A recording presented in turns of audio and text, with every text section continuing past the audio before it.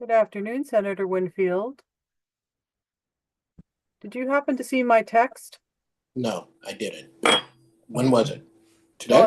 the, sometime earlier today. Okay, I'll go back. Thank you.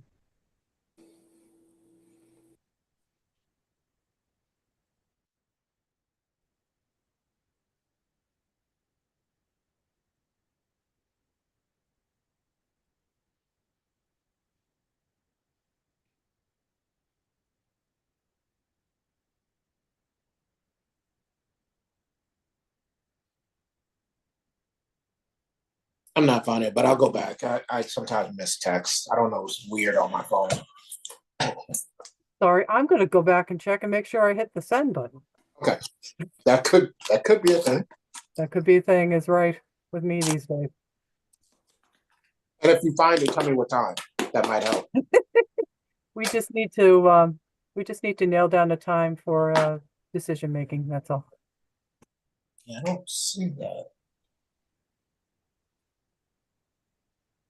Hmm.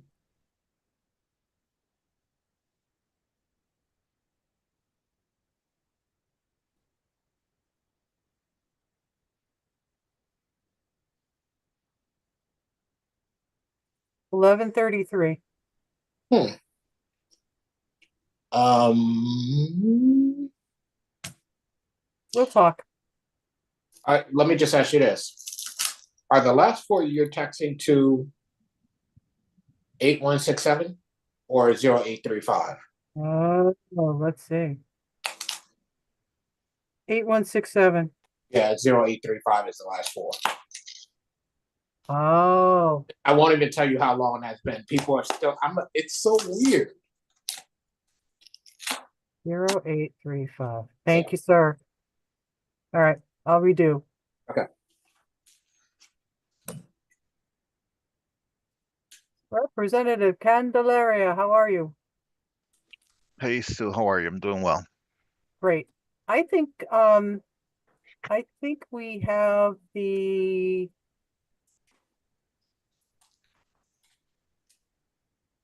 whole team from the public defenders on. Are you Yes, folks ready to go? uh, we are ready when you are. Okay. Not sure who would like to start, if there are questions coming from the subcommittee first, or if anybody wants to hear directly from me first. There's obviously we provided all this material in advance. If somebody had some specifics, there's certainly various, components here. So I guess I'll open that up if anybody wants to address the agency regarding what was submitted, the questions that were answered, if we needed to put any more meat on the bones of those questions, or quite frankly, any other questions related to this. Uh, Happy to answer them, or I can certainly go through a brief outline of what's there.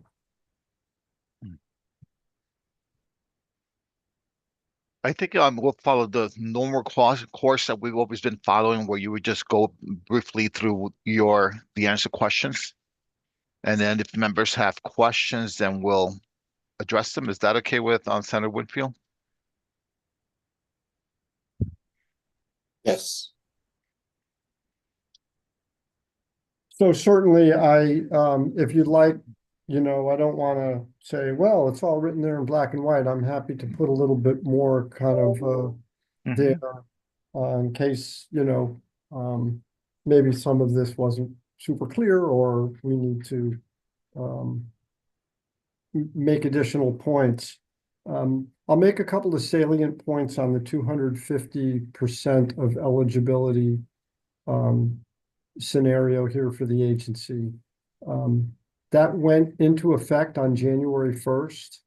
And in anticipation of that, we brought people on to be able to address the anticipated need. So I wouldn't be able to give you a realistic estimate of all of those impacts and everything else right now, since we just basically started with that.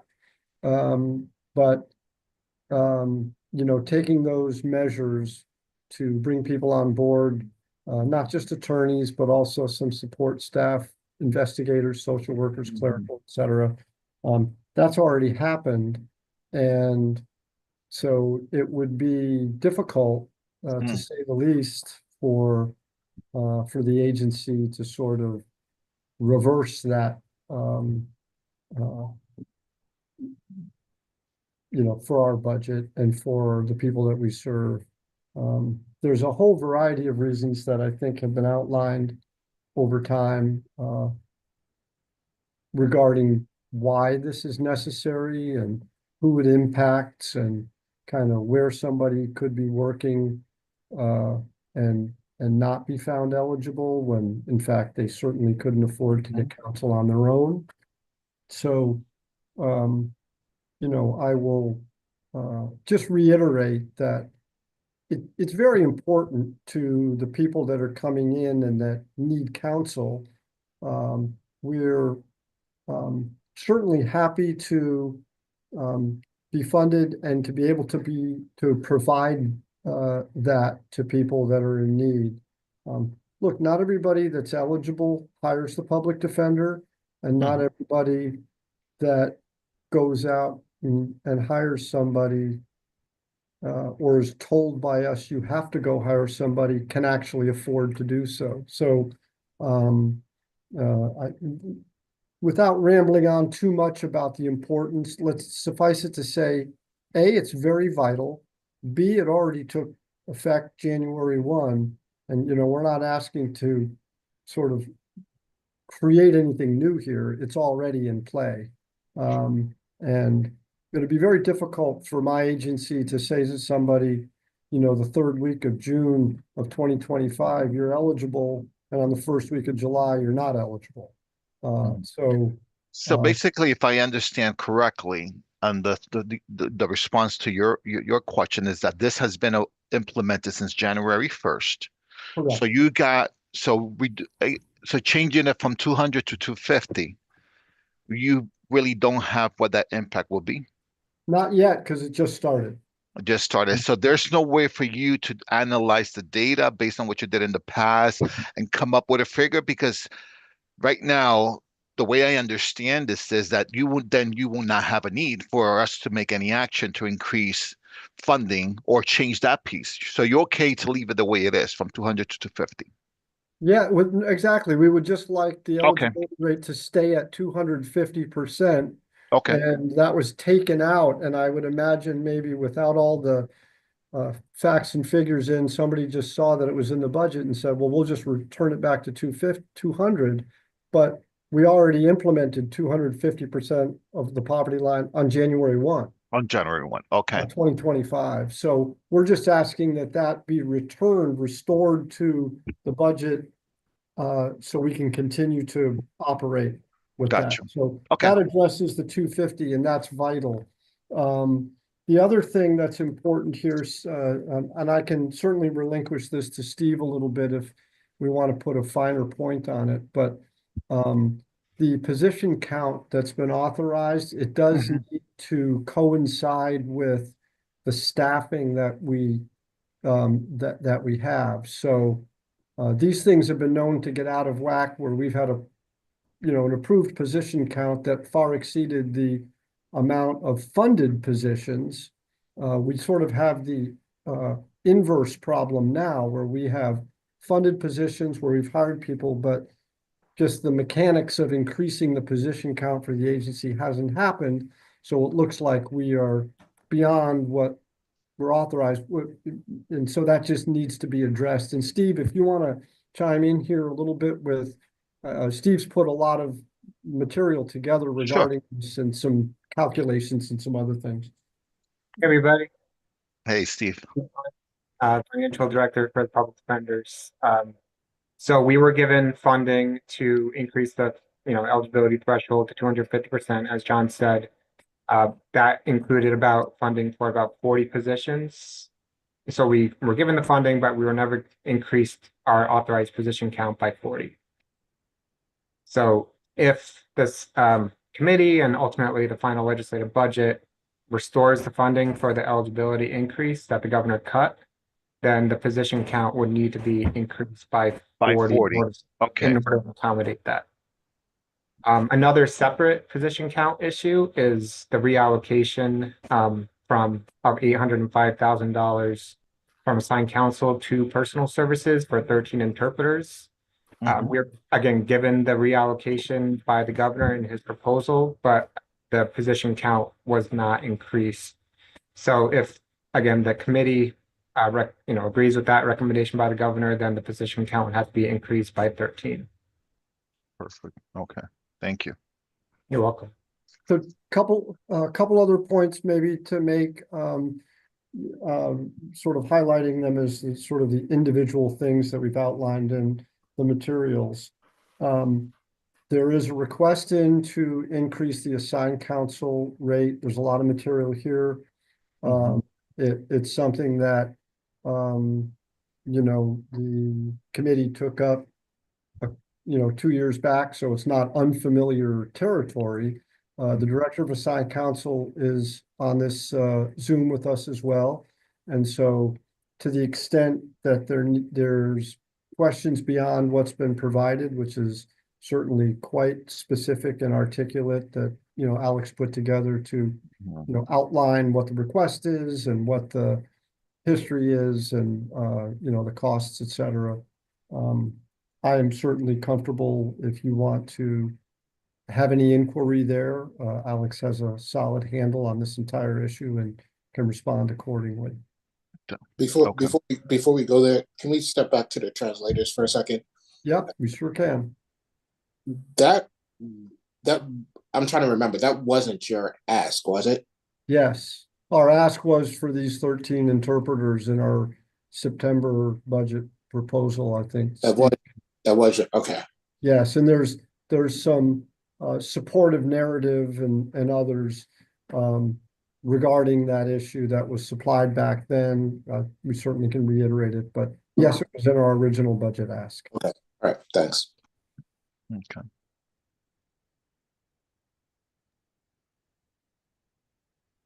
Can I make one point on the reallocation ask for the interpreters? So we propose in our budget request to reallocate our projected surplus from assigned counsel to fund the interpreters positions. Right now, we have a projected surplus of about $1 million in the assigned counsel account. So that reallocation was ultimately included in the governor's budget for the interpreter positions, but then they also proposed $1 million reduction in the assigned counsel account to reflect, what our current surplus is. So the governor's proposal takes that projected surplus twice. It reallocates it for interpreters, but it also cuts it $1 million. So it just washes out at the end of the day. Basically, that's what happens. No. Yes, they're taking the projected surplus twice. So they're reallocating it Okay. once, then they're cutting it again. Twice. Gotcha. Yes. So I just wanted to point that out. So the reallocation, to answer your question, sir, the reallocation is a wash. And I think not real, maybe understanding or maybe on purpose, I don't know, but reallocating it to cover this creates a wash, then reducing it by the amount also, Okay. it's sort of like, one or the other, but both of them adds to, $1 million in the red. $1 million in the red. So, Gotcha. Thank you for that clarification. and just quickly on the interpreters, this is something I think I've made a rather compelling argument that is definitely needed. And so I can't say that this will pay for itself, but you need to understand that without this, we still have to continue to go out and hire interpreters. And we don't have them on the day of court because it has to be scheduled. So for somebody who is in need of an interpreter and they come in for their first day of court, any interaction with us, we have to really delay until we can get an interpreter there, which could cost either the person gets, you have to spend the entire day while we try to scramble around and hire someone to come in, or we have to do it on your next court date. I've made that, I don't want to, again, beat a dead horse, but that is sort of in the supporting materials that we supplied back in September. This is, it's something vital. So in terms of like Steve's discussion of sort of hitting the assigned council surplus twice, I would much prefer you hit it once and give us the money for the interpreters with that money. So, Okay. and anyway, back to, I don't know where we left things in terms of an open question regarding the assigned council request. But Attorney Walmsley is here, and to the extent that people want information regarding the material or to supplement the material that was provided, she's available for those questions. Perfect. Any questions that to this point from any other members? I do have a quick question. Representative Delaney. Thank you. I like to say sorry, did I interrupt Representative Pablo Tomato? No, you didn't. Okay. Yes, ma'am. It's good to see everybody. Thank you for being with us tonight or this afternoon. I had a question about Bill 7121 coming out of the Veterans Committee for excluding veterans federal service connected disability benefits for eligibility for the public defender program. We had some testimony, I think, from an intern from the public defender's office citing that it would be an increased load on the office, but it didn't in that testimony talk about, what the requirements would have to be for staffing increases if the bill were to pass. So I just wanted to see if you guys had any additional guidance on that, or if maybe you could send something our way. Well, we can certainly send something your way. I can allow Attorney Delpert Sullivan to put a little meat on the bones, but the impact of something like this may be something that we in fact could absorb. It's a moving target, and we don't know for sure how that affects, sort of who would be eligible and what we would do regarding veterans. Maybe as a point of disclosure here, I myself am a veteran, so I would be very in support of any time we could provide counsel to that population. It just depends on what the actual impact is. Would we bend over backwards to try to provide counsel to veterans? Of course we would. But if suddenly our available caseload increases by 10% in every court location, that's a lot. So Attorney Sullivan can certainly speak a little more deeply if you want to hear more on this issue. She was there for the bill and the testimony, et cetera. Hi, Representative Delaney. Nice to see you again. I know that we met and we chatted about this bill. So we were trying to be very clear that we're not opposed to actually the concept of what that would provide. It was just dependent upon what we have as far as an appropriation. And if we are able to keep the 250% where we're at, I think that helps a lot. If we're getting cut by that and then have to deal with an additional amount of people, which we have no idea, we don't track, the number of veterans that we have, that's where the concern came in. So at least if we're able to stay 250% of the federal poverty guidelines, which allows us also to be able to represent people making just a mandatory minimum wage, that would be something that we may, as Attorney Day has said, be able to absorb, within our appropriations until we're able to track to see what impact, if any, that would have. So kind of couched our testimony by Trevor Room, the UConn law student who's actually listening in right now, to say that, we're not opposed. We just want to make sure that we're able to still provide effective representation for those individuals that we would have. Well, just three quick things. One, thank you to Mr. Vroom for his testimony. And it's always great to work with you. And just for your edification, so what it would do is, I know it would exclude 45,000. So I think for we're talking about 100% disabled veterans, I think their income per year would be 45,000, which would increase it over to the 37,000 where it is now. Yes. Right now, we're currently at $37,650. If you make more than that, you are not eligible for a public defender.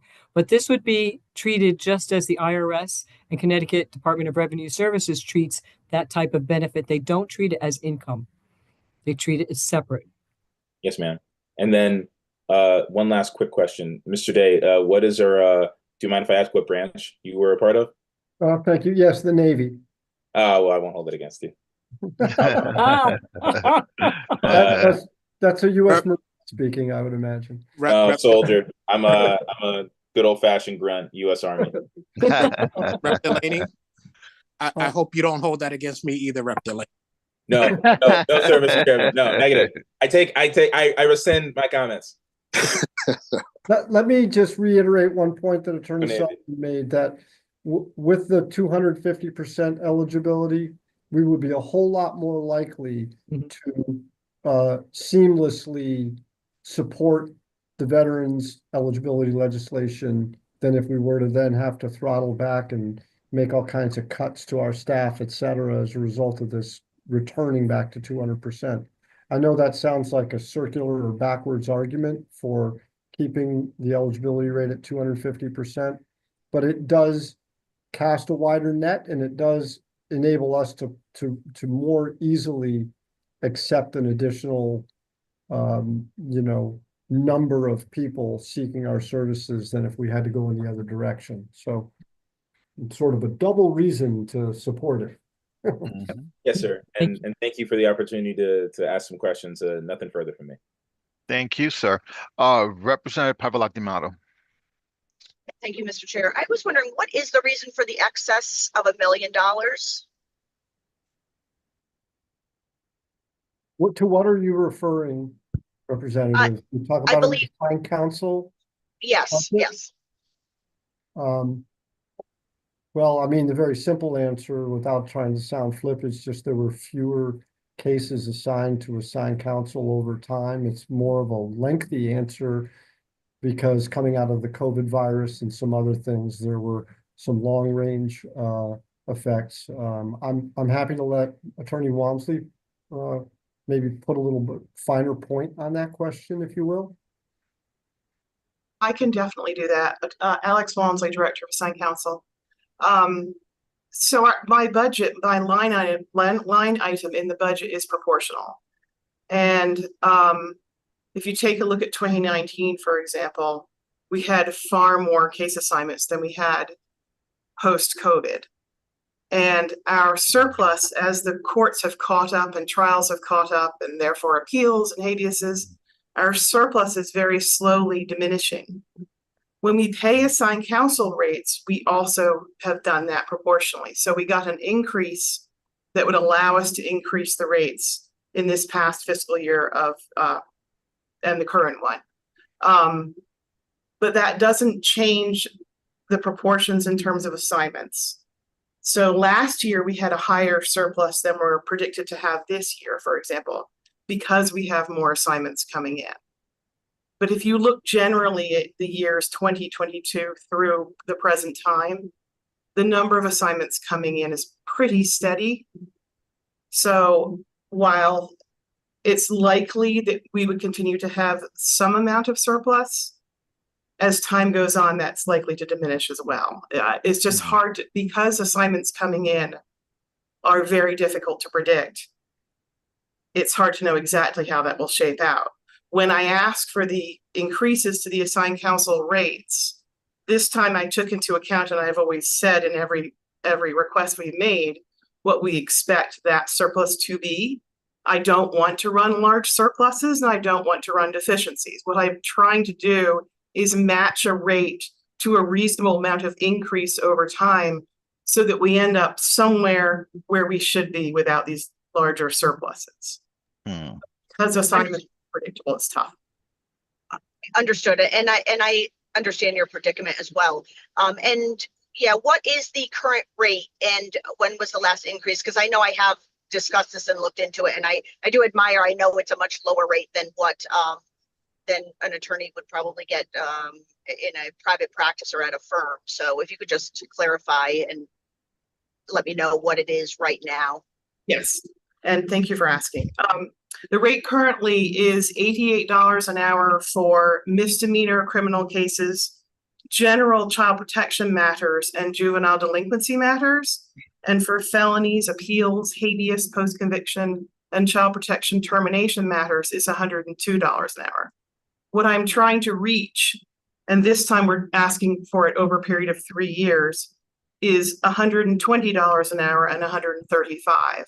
And one thing you have to remember with that is we also have flat rate cases that have some limited hourly allowed, and those flat rates are set proportionally by the same hourly rate.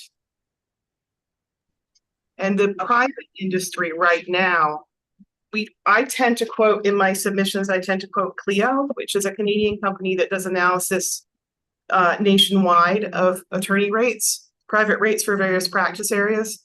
The most recent one I've quoted is from 2023. It's $331 an hour in criminal and $367 an hour in family in Connecticut.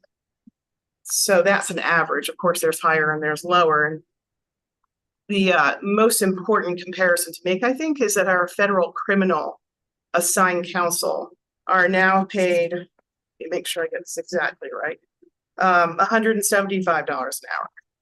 And that's the toughest issue to explain because many of my state assigned counsel also do federal work. Yeah, I can imagine. And I just know I was a conservator for an individual, and knowing what the state reimbursed, which is even lower, I told them I couldn't run a practice like this at that rate. So I can't imagine how many cases that that the individuals take on, and really just it's that rate is pretty low. Is there any way to compare? I don't know if there's any comparables to to the state's attorney's office or anything like that. And I might be comparing apples to oranges, but I always wondered overall budget wise, and then same thing if they have any outside assigned counsel. And I can't think of specific instances or how that would work out, but are there any ways to compare the two? What's interesting is not so much for the state's attorney's office, but the attorney general's office does hire assigned counsel. Well, they do hire outside counsel, private firms for various matters at times. It's anecdotal, to be fair to them. But if you look at some of the investigations they've hired firms for, they're paying, around $650, $500. I have copies of those contracts. They're paying pretty high rates, and they're hiring large law firms. And of course, it's not the kind of volume we're dealing with.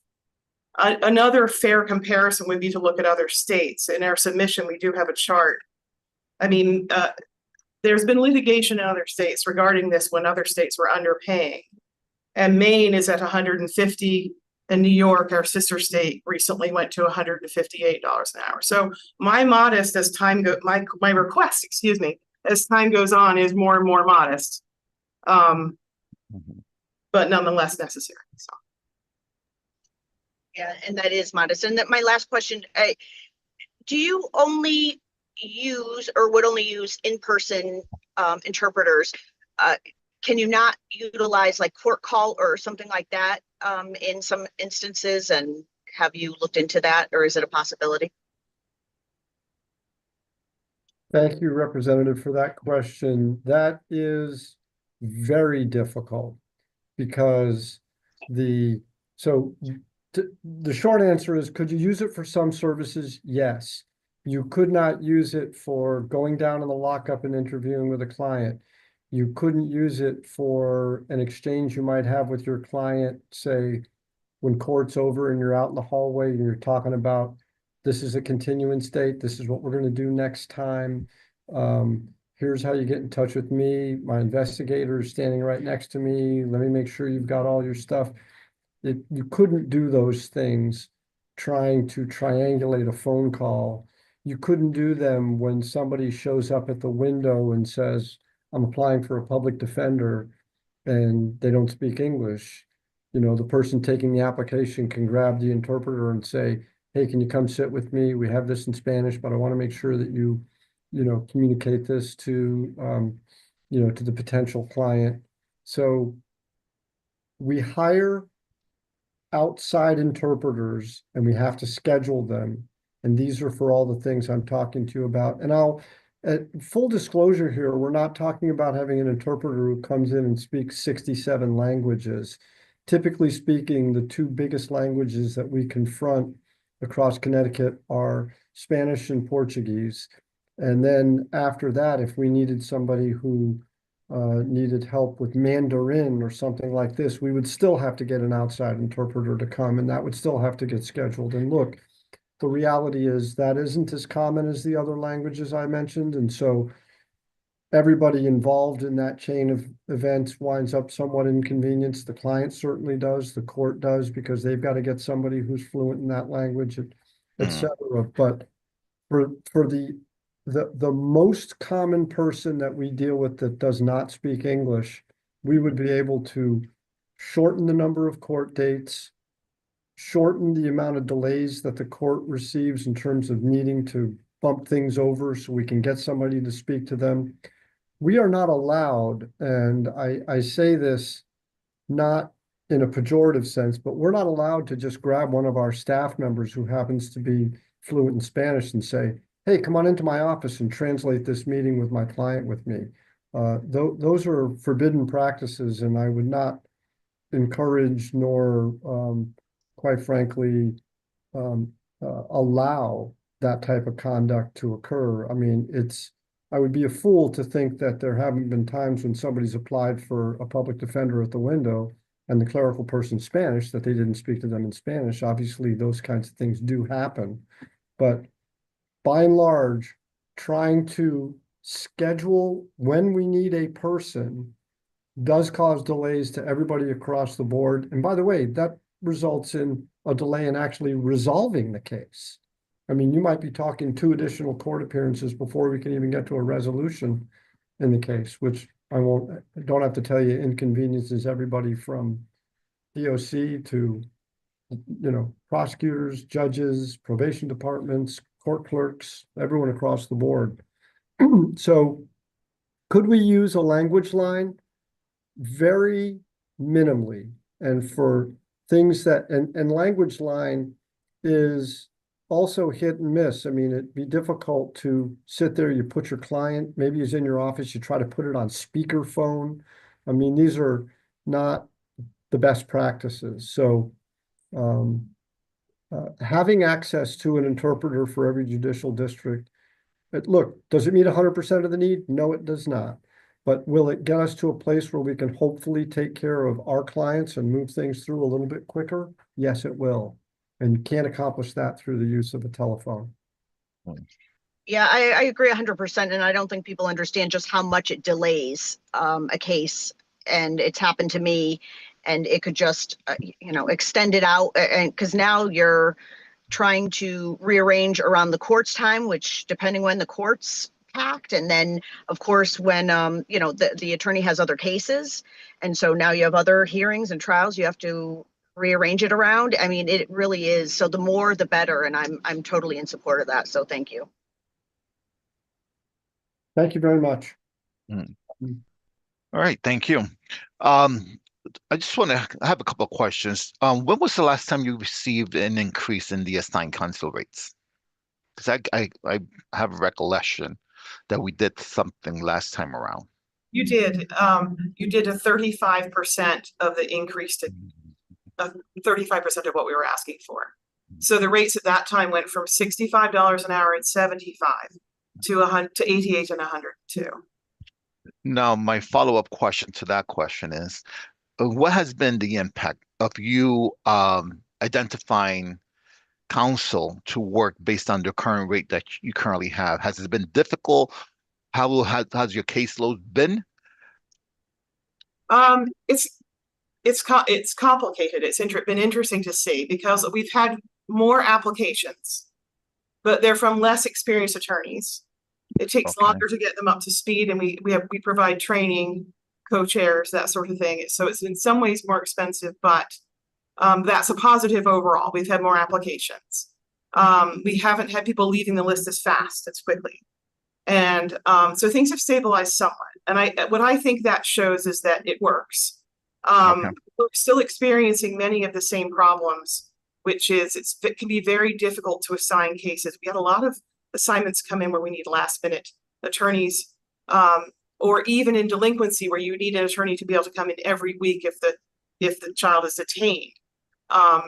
It can take a long time, and because our numbers are still far lower, we're still down about 130 to 150 attorneys on the list compared to where we were when the rates were more viable. We're then spreading the attorneys we have far thinner across the state. They're going to courts where they don't have locations. Occasionally, we're asking a GA attorney to handle a delinquency matter because my staff have tried over and over everybody on the list and the rotations, and everyone's full up. You know, one thing about our assigned counsel to remember is, as private attorneys, they have their private practices, and their private practice alongside these practice areas, they usually have more than one court location with us. They're not just practicing in one court like our staff attorneys are, and so they are spread thin anyway. And then we're piling on that. So one of the things I had included with OPM that is available, I just want you to be aware it's available, is that because we don't require a cutoff of caseloads with the attorneys, it gives us some more freedom than other states that have experienced these problems. But at the same time, we had to document the delays, the percentage of delays and the number of delays in cases overall. So I do have some numbers on that. Okay, that'll be great. If you can send us to us, that'll be great, if you don't mind. Absolutely. Okay. And so that I have it correct. So your request is to increase the $88 an hour to 120 and the 102 to 135, correct? Yes, that's correct. Okay. Okay. If we go with this increase, do we have a number? What would be the impact on the budget? Do you have a total number? Yes. Well, we spread it out over 3 years because Right. Yes. So the total amount of the request, give me 1 second here so I get it right, $10,711,434. 10 million. And without, so that was calculated prior to the reallocation. I just went through for the interpreters that we do need. But the final numbers I had for the total appropriation each year, and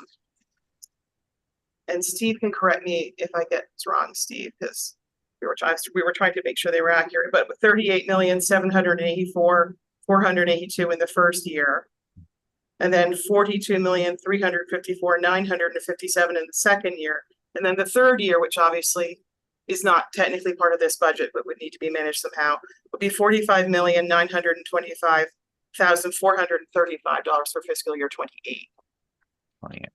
Okay. Perfect. Okay. Moving on. Any more questions in regards to the race from any other members since we're on this topic? Seeing none, okay, let's move forward. Question number 5. Can you provide information regarding the caseload comparison to DCJ? So I could put just a little bit more meat on the bones. I mean, there's some detailed stuff in the written response. I mean, I guess the anecdotal responses, it's different when you have a client and family members and all that's associated with that to represent than if you're a state's attorney and you're sort of, you're prosecuting the case. I'm not belittling what they do. It's much easier for a prosecutor to sort of fungibly change hands with a case and have somebody pick up for them than it is when you're, sort of intimately involved and acquainted with the case as a defense attorney. Another distinction is that the state's attorney does not do any child welfare work. And there's a block of this agency. We're doing child welfare cases. We're handling family support magistrate matters. We do guardian ad litem appointments. These are things that are not impacting the state's attorney's office at all. They, of course, handle infractions and things that we don't get involved in cases where incarceration isn't a jeopardy. Okay. But there is a very distinct difference. And again, I'm not trying to sort of downplay what it takes to be a prosecutor or prosecute a case. It's just that the demands on defense attorneys, for anybody that's represented clients as an attorney would know, there's easy clients and there's difficult clients. And sometimes, you know, it's a lot of work. And you're dealing with lots of things ancillary to just the client. And I'll just, you know, reiterate that we do these things, these types of cases that are part of our, you know, daily operations that are not criminal in nature, so the state's attorneys aren't involved. One other distinction is that the state's attorneys do have at their disposal, you know, police departments upon whom they rely for investigating a case and supplying them all the information, and they come in to testify, you know, for the state's attorney's case or in the prosecution.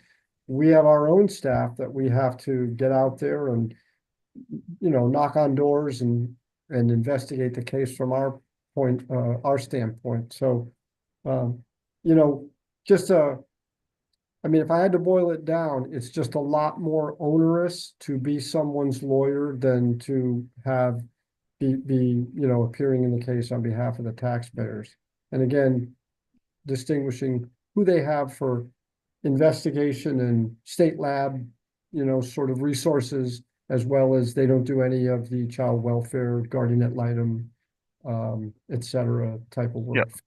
We handle the support magistrate docket, and that's not something that involves the state's attorneys at all. Okay. So that was, if there aren't any questions, that is my response to question 5. Right. Thank you. Thank you for that clarification. Yeah. Just another quick question as I was going through your request to the governor. You requested your funding and position for social workers for child welfare visits. Can you talk a little bit about that? Because I know there was nothing allocated. Yes, Attorney Semino, who is on the call here, is director of all juvenile work for the agency, and she can address that directly. Thank you for giving me this opportunity. When I first got the job, I received a phone call from the Office of the Child Advocate that there was this Liam R. investigative report and findings. Our agency went over the report. In the report, it had data that showed, and we actually did an internal investigation with our agency also, that our assigned counsel were not meeting the minimum visits per year. So we did some soul searching to try to figure out what the reason was. And we found out that our assigned counsel decreased by almost 60%. Since 2019. So in reaching out to them, they're mostly solo practitioners. They don't have social workers. They don't have support staff. They don't have secretaries. So we came up with this plan in order to assist them. So the plan would provide 20 social workers that we would spread out through the state. The social workers would conduct half of the minimum visits. They would also get DCF records. Another thing that was brought out in the Office of the Child Advocate's report was that the assigned counsel were not getting any DCF narratives. All the different pieces of the puzzle of a child protection case are really important. Our firm believes in holistic representation, and by providing them with this additional support, they would be able to meet their statutory and their contractual obligations. Okay. So my assumption, this will be a totally new request. You're currently not doing this at all. We actually started it because we were so concerned about the Liam R. case. Okay.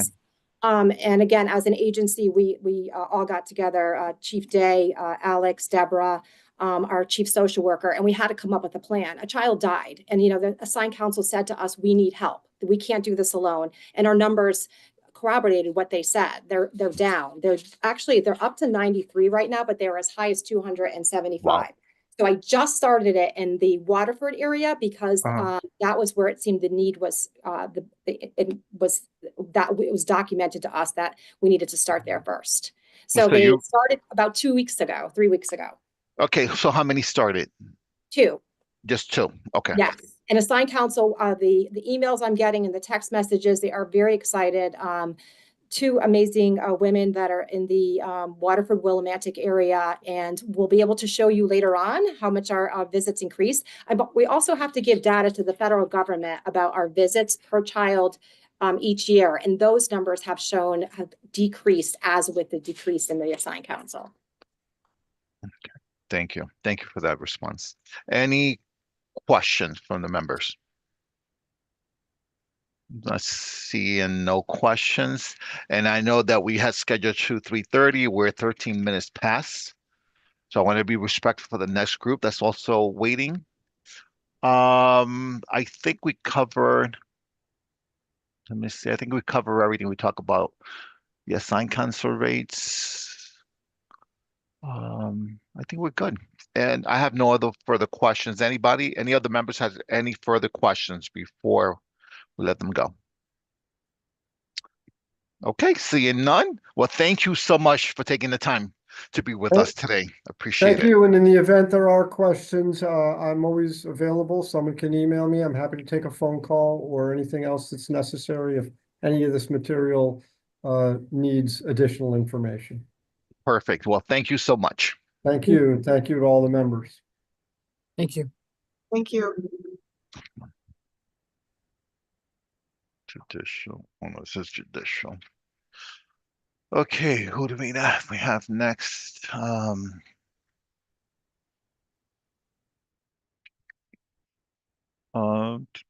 Probate court. Let me pull up their paperwork. Public defenders. Come on. Okay.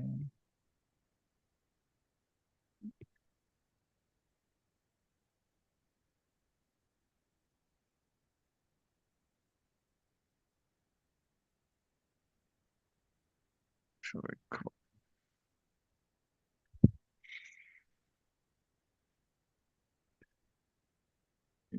Hello, how are you today? Doing well. How are you? I'm doing well. It's always good to see you. Good to see you I'm just too. pulling up your presentation that I have here. And the response, so just bear with me for 1 second. Absolutely.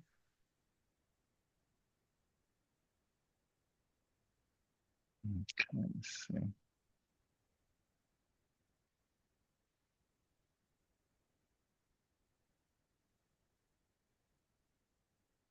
Okay.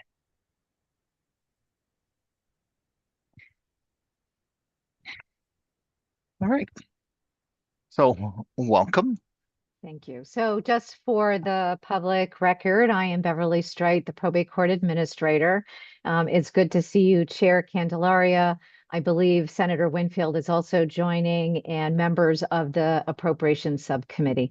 I'm joined this afternoon by Lisa Hanson, Director of Financial Services, and Evan Brunetti, who is Deputy Director of our External Affairs. We did send to the subcommittee a PowerPoint which really outlines what I think many members of the subcommittee are familiar, but the key elements of what work is conducted in the probate courts. Primarily, as many of you know, actually less than half of the work of the probate courts involves decedent estates, that stereotypical probate matter, and most substantively address the rights and the protection needs of our most vulnerable citizens. Elders, youth, children, individuals with mental health and behavioral health illnesses. And I think that what's important for the committee to understand is that the activities in the probate court are continuing to rise year over year.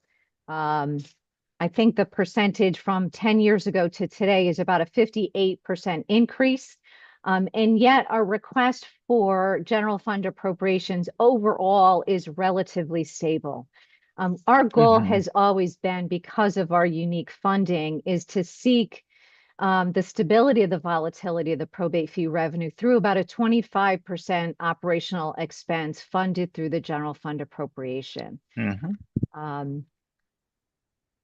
We do, it's interesting. I was listening in on the Office of the Public Defender that you just concluded with, and I absolutely appreciate their concerns and their commentary, for example, about the hourly rates for attorneys in their system and the challenge they have in getting attorneys willing to do the work for those indigent individuals and youth, and also retaining them. And it may be shocking to many to know our court-appointed attorneys for indigent individuals who are also assigned to protect constitutional rights are only paid $58 an hour. And our indigency expense for court-appointed attorneys and conservators for indigent individuals is close to $10 million a year. The last time we were able to adjust our rates was about 6 years ago, and it was really a de minimis increase. And $58 compared to what you just heard from the public defender's office, $88 or $102.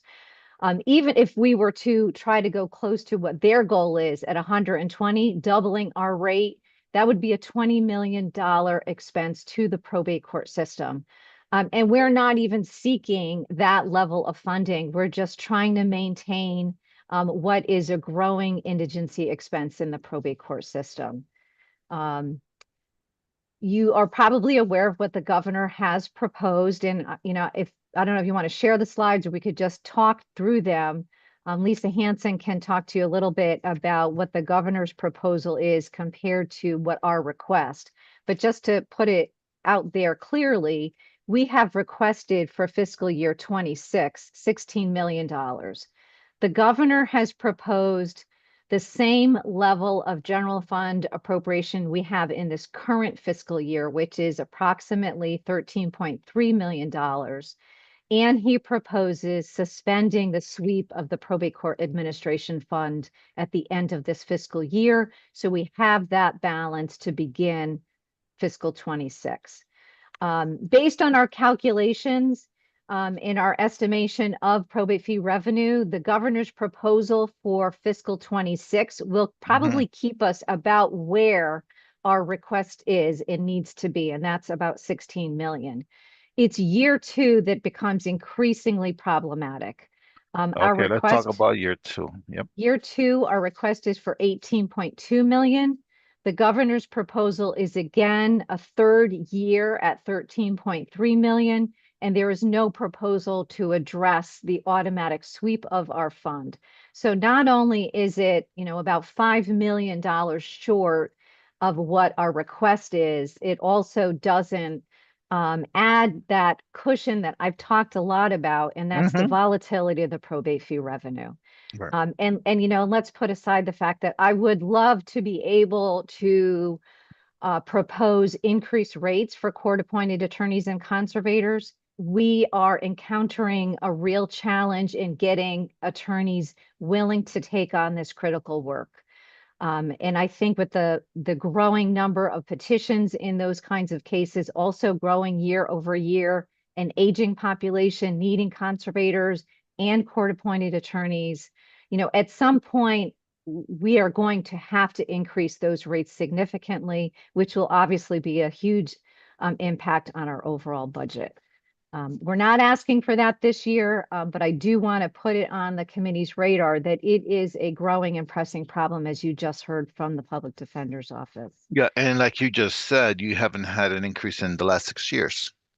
Right. And even then, and I would ask Attorney Brunetti, he may recall what that number was, but it was something like $52. We went from $52, $53 up to $58. So we're not talking like it was a significant adjustment even then. So the large portion of the work by these attorneys is in essence pro bono work. I know you've seen our bubble chart we've shared with the committee time, year over year. My predecessor began that messaging. It's saving the state over $2 billion a year. And frankly, we don't even add to that what it would cost us if we were paying even a better rate for our court-appointed attorneys, just double what our indigency expense is right there. And that's another $10 million of savings. And I think that those numbers are significant. So really, at the end, it really boils down to either please fund us at our requested $16 million for fiscal year 26 and 18.2 million for fiscal year 27, or if the governor's proposal is amenable to the legislature for year 1, I think that those numbers will support the system as needed. but year two, we would be in deficit. And I think I can turn you in our slides specifically to the analysis, slide 12 and 13 of what we sent to the subcommittee does go through our funding scenarios with our proposed budget, with the governor's proposal, and then the fund balance analysis is on slide 13. So can I ask a question really about the second year and the Yes. sweep that's occurring there? And if I remember right, it was $53 that you went up from, but it doesn't really matter. It's way too low. But if that sweep didn't occur, would you? And I think you should get the 18, but would you need the 18 in order to be okay, or how does that work? The 18 million general fund appropriation would be needed to maintain our budget as is. It does not contemplate a rate increase for any of our indigent professionals for indigent parties. I do think that that's a growing pressure point.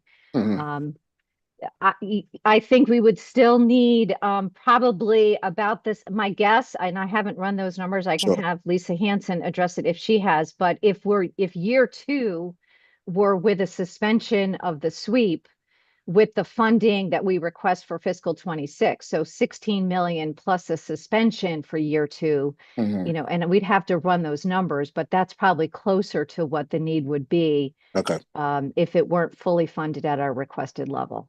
Got it. Thanks. Okay. Yeah, I do want to speak to the sweep. So basically our sweep leaves us, the language leaves us with 15% of the future fiscal year expenses in our fund balance. So right now for fiscal year 26, which we're talking about the end of that fiscal year, not potentially doing a sweep, either our proposed budget at the 16 or the governor's proposal with level funding and a suspension of the sweep at the end of this fiscal year would not leave us with any money above that 15%. Again, these are all based on forecasted numbers and things like that, but currently right now, there would be nothing to suspend, I guess, is the way to say that.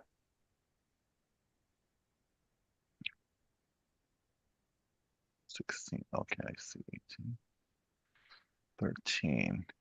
I have a quick question, if I could ask one. Of course, the Senator. Increase to the 18 million, is that wage increases, or what is that increase specifically? Are you adding new people, or can you explain that?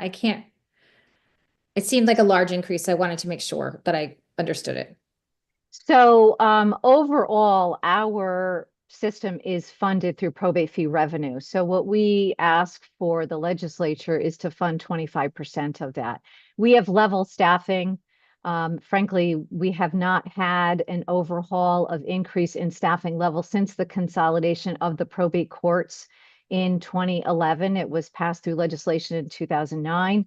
And at that time, the Probate Court Budget Committee was established that set up the benchmark staffing levels for every single court. And there has not been any substantive change in those levels in those, how many years? I can't do that math, 14 years. The predominant increase are, such expenses as the health insurance. Our indigency expenses increases about 5% year over year. Those are mandated services for individuals in need of a conservator, where there are no family members available or willing. And we have attorneys and professional conservators who do that based on payment through our state fund, and the court-appointed attorneys. So that number alone is $10 million. We also have 10 million just for the 5%? The $10 million is the budget for our overall indigency mandated expenses. Okay, so do you contemplate, or do you have in the budget any wage increases that you might contemplate for 26 or 27? Is that in the budget? Yes, well, it's not funded solely by the general fund appropriation, it's through the entire system, but we are proposing a 3% COLA for staff, as well as a potential 3% merit adjustment. The way it works in our system is the Probate Court Budget Committee is charged with approving those actual allocations at the time. If there are insufficient funds in our system due to decreased revenue, then they are not approved. So we budget for it, but they are not committed, frankly, unless we have the revenue to support it. You may know that probate court staff, in comparison to state employees and other similar professionals in the state, paralegals and private law offices, et cetera, do not, we're slowly getting them to a more equitable market rate. And I think we're getting close to that, but they are still under what is generally considered to be those competitive rates. Okay, and then my last question, because I just don't remember. I know that your clerical staff had talked about maybe unionizing, but I couldn't remember if they actually did. Could They you? have not. They have not. Okay. One significant advancement in for their benefit, and Lisa, I forget, was that 2 years ago on the insurance? The legislature did change the health insurance premium share. It had previously not paralleled what the state employees pay. So now the Probate Court Administration Fund pays a higher share of the health insurance premium and thus reduces the employee share, which has been a huge benefit for the staff and the judges, frankly. Okay. And that was an initiative that the court system, the staff, judges, and I worked collectively to attain for them. Okay, I guess I don't really understand the potential mirror 3% adjustment, but I can try to find out from somebody who knows more about that or can explain that to me better than the way I'm understanding it now. So if I have more questions, I'll round back up with you. That would be great. Look forward Okay, to it. thank you. Thank you, Senator. Thank you. So just to clarify, so on fiscal year 26, your request was 16 million. Yes. The governor is proposing 13 with suspension of the sweep. Where Right. you come into issue is in fiscal year 27, where you made a request of 18.2. Governor's allocating 13.2, and they still do the automatic sweep. Right. Let's say if in fiscal year 27, the sweep is also suspended, would that bring you into balance? No, and I think, Lisa, if you could explain that, I think that's on the chart. We actually, even with the lower funding level, we budget that we won't even have a sufficient balance in there to even meet that statutory minimum of 15%. So Gotcha. there wouldn't be a sweep because we wouldn't necessarily have that revenue anyway. Anyway, okay. You know what would be helpful for me, if you don't mind? Would you be able to send us in writing, like the breakdown of exactly what you just spoke about? That, the 5% is about the 10 million. I'd like to know like what the increase in the health insurance is, the 3% COLA and this 3% mirror. That would be really helpful for Okay. me. I think, Senator, some of those details were in my presentation to the full committee, so I'll get that to you as well as make sure Okay. if those particular questions aren't addressed, we'll expand on that for you. Okay, thanks so much. You're welcome. And Madam Administrator, for the members of the committee, and I'll recognize you in a second, Representative Johnson. Can you explain a little bit about the sweep? There's some members that are probably new to the committee and may not understand that why there is a sweep. If you can just briefly explain that to them. So by Connecticut statute, I think it's 45A82. Well, let me back it up a little bit. All of the probate fee revenue for filing fees and probate fees assessed on decedent estates are paid into the Probate Court Administration Fund. And that balance, we are able to retain at the end of each fiscal year, 15% of the next fiscal year's expenditures. Any balance in the fund in excess of that 15% is automatically swept back to the general fund. And so that's what we're talking about. In some years, there has been insufficient funds in that balance to even have that 15%. There have been some years there's been a full sweep, and there have been some years where there's a partial or a full suspension, depending again on what the general fund appropriation has been and what our revenue needs are projected to be, or revenue stream is projected to be. Thank you. Thank And you that's, for you that. know, and that's part of that volatility and the roller coaster of our funding system and structure is that year over year, we gauge our probate fee revenue, which is largely dependent on estate tax return filings. And those are based on the value of assets. So when the economy or assets decline in value, our revenues will drop accordingly. When they are going up or remaining stable, our fees can be stable, which frankly also reminds me of one other point I wanted to call to the attention of the committee, and that is there is a proposed bill, Raise Bill 7177, that proposes to change the due date for the estate tax return filings to mirror the federal. So right now, Connecticut, they're due 6 months from the date of death, and there is a proposal to change that due date to 9 months. Should that occur, what will happen is about a quarter of our revenue would be shifted into the next fiscal year. So our revenue would actually kind of be stalled, so to speak, as that due date extension or change was implemented. So that would also result in a shortfall in that year of implementation if that goes forward. I Gotcha. think it was just raised by finance, revenue, and bonding. So What was the not bill sure. number one more time, please? 7177. Okay, thanks. Okay, Representative Johnson. Thank you so much, Mr. Chair. And you asked most of my question already, but I appreciate that. And I just thought that maybe putting some of the numbers as we're having this discussion, how much does the probate system contribute to the general fund generally on an annual basis, or even for the last couple of years, each last fiscal year, even one last fiscal year, how much does the probate court contribute, and how much, so just so that people understand that this money, I think it's the only court system that actually contributes to the general fund.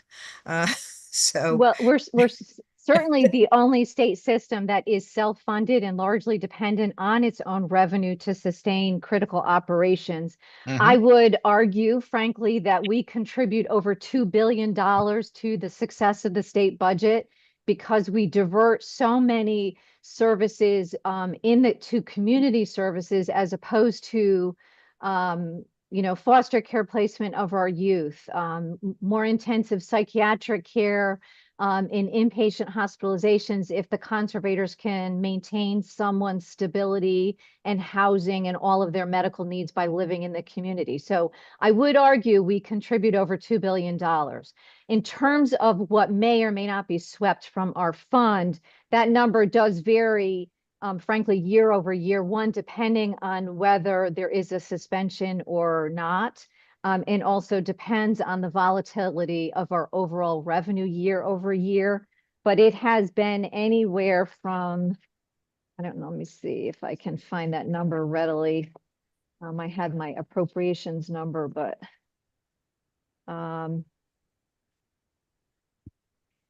some years it's been $8 million.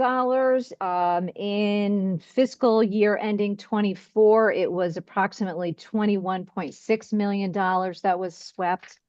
And again, that does vary year over year, depending on the budget overall approvals and whatever our revenue may have been for that particular fiscal year. We can get you those specific details should you need that. I think that would be great if you could just give that to our committee, just so that we can see that you're actually contributing to the general fund. And then the other thought that I have about the contributions is as the baby boomers get older, we're going to have more estates going through the probate court, and perhaps more money in the way of fees and that sort of thing. So there may be a projection of increases, but also an increased need in staff to process a lot of this. So those are just a few of my thoughts in terms of the future, and trying to take a look at your next year's request and how does that fit in with the data that we might have with respect to our population here in Connecticut. So thank you so much for your work and saving us the $2 billion, and look forward to seeing the financial aspects as well from the last year or two. Thank you so Thank much, you. Mr. Chair. Thank you, Representative. If I could comment about the aging, population, the baby boomer generation.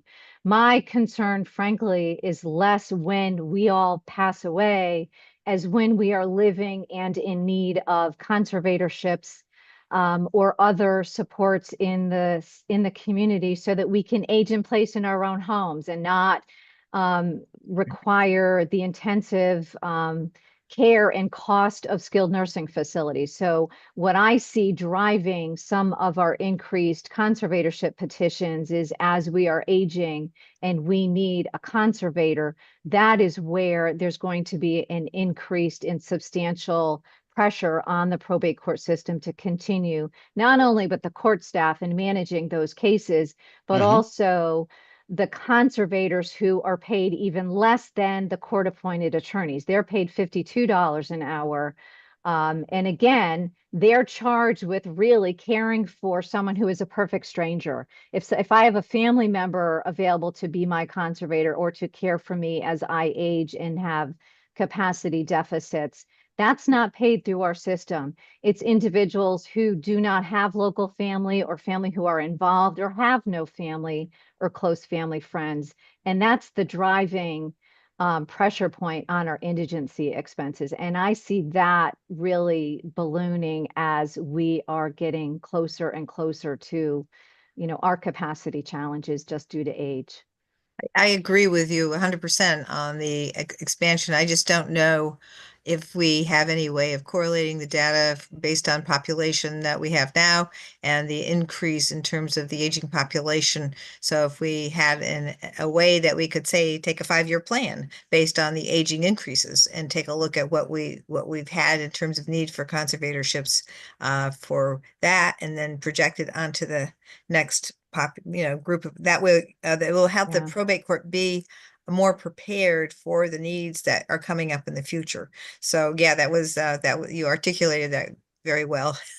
So I think but that was DPH my has thought process. actually, I'm sorry, I think DPH actually has done a similar analysis because it anticipates there being that enhanced need for care in skilled nursing facilities. And obviously that would impact Medicaid dollars, et cetera. So I think there are studies out there or analyses of some of that with the population age component. So it doesn't really parallel per se with conservatorships, but I do think it would give us what the statistics are in Connecticut based on our current demographics of age.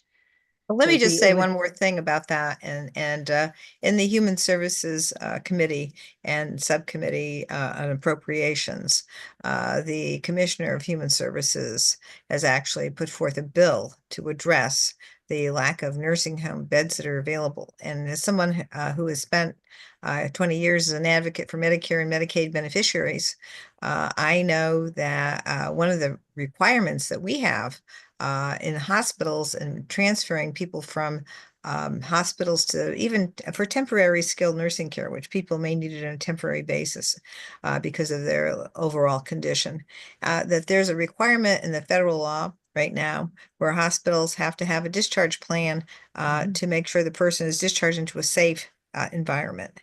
And so one of the things that, because we've had a moratorium on expansion of nursing home beds, we're finding that there is an increase in the population that's aging and needing them, and also their lack of beds available in particular areas. So there may be a correlation there with the Human Services Commissioner as well, just as a point of information. But I won't delay any longer. Thank you, Mr. Chair. Thank you. Any other questions from committee members? Seeing none. Just one last one. Let's talk a little bit about the fees itself. Fees were capped, I remember, a long time ago.